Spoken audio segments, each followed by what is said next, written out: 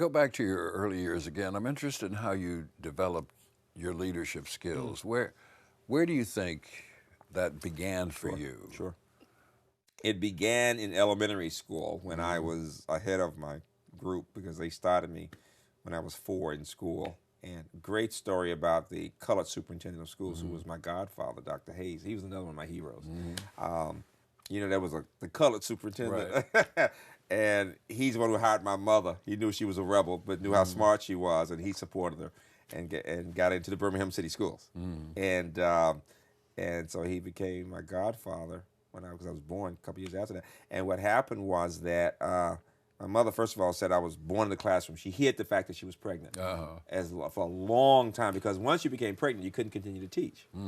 And my mother and father had been married 10 years, and amazingly, so she taught almost up until the last month or two. And so she always said, you were born in the classroom, you were born to teach.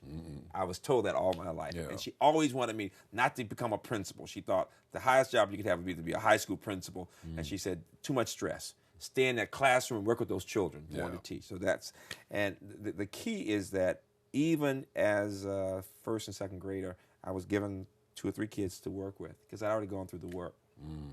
And I learned teaching and leading as very similar processes. The idea of connecting with people, and it sounds silly to say I could be 5 in teaching, but I literally it was about words and little problems.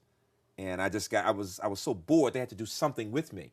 And I loved helping somebody else get to be good. My job was always to take some of the slowest kids and make them really good, and get them to believe they could do it. And it was great. And so starting then, And you did this at Hampton too. I did this from age 5 all of my life. All the way through. Throughout high school, and then in college, I was always leading the tutoring group. And then at Illinois, I had a big tutorial center I started for black kids at undergrad level and statistics at the grad level.